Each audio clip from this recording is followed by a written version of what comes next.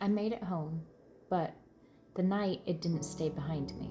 It clung to my skin, to my clothes, to the quiet places inside my chest where your arms had just been.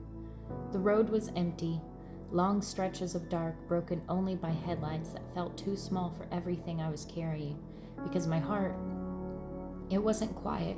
It was loud with everything we said and everything we didn't. We cried tonight. Not the kind of tears people tuck away behind practiced smiles and careful conversations. No, these were different. These were the kind that come when love and truth stand in the same room and neither one is willing to leave. You held your heart like it was something real, something fragile, something heavy, like you weren't sure if you were allowed to give it a voice.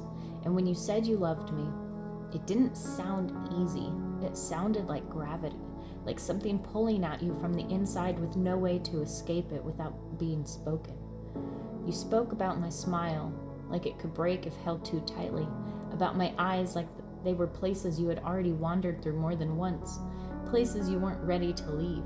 And I saw it, the fracture, the space you were standing in, one world carefully built, years of mourning, small hands in yours, photographs lining the walls like proof of everything you've held together, and the other, uninvited, unplanned, unrelenting, us.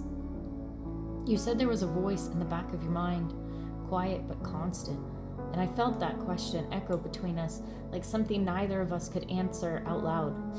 But how do you explain a love that wasn't chosen, only found? How do you justify a feeling that arrived before permission could catch up? I saw the fear in you tonight. Not fear of me, not fear of loving me, fear of what that love might cost. Because your heart, it doesn't know how to hurt someone without feeling it in your own bones. And still, you came. 2 a.m, the world asleep, streetlights flickering like they were trying to stay awake with you. You sat outside my house in the quiet dark, engine off, everything still, like a man standing at the edge of something too big to name. You didn't come for answers. You didn't come to solve anything. You came for a moment, a kiss, a hug, a place where the world wasn't asking you to choose, and when I stepped into you, we didn't hesitate. We held each other like something was slipping, like if we loosened our grip even slightly, we might lose it.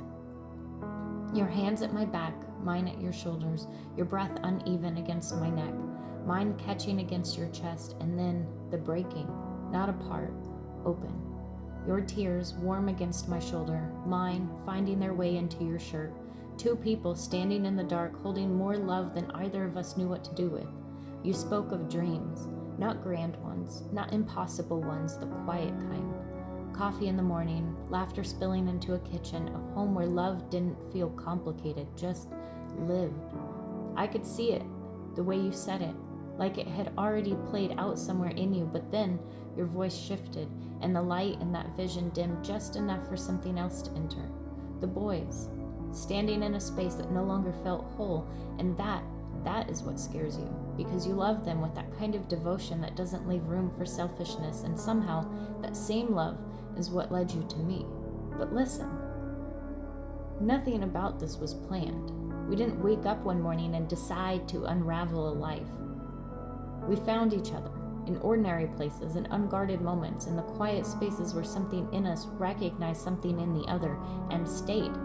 And now, here we are, standing in the middle of something that hasn't happened yet but already feels real. But tonight gave me something, because you could have stayed away. You could have buried it, let silence do the work of distance. You could have closed your eyes and chosen not to feel it, but you didn't. You drove through empty roads, through your own thoughts, through everything telling you this was too much, and you came anyway. You waited outside my house in the dark just to hold me, just to make sure I knew you were still here. So whatever comes next, whatever shape this takes, whatever decisions rise from the quiet hours ahead, remember this. 2 a.m, the world asleep, tears on both sides, your arms around me like something you weren't ready to let go of. Not perfect, not easy, but real. Real enough that neither of us could walk away from it tonight. And maybe this is how the deepest love begins. Not with certainty, not with answers, but 2 exhausted hearts finding each other in the dark and choosing, even just for a moment, to say, I'm still here.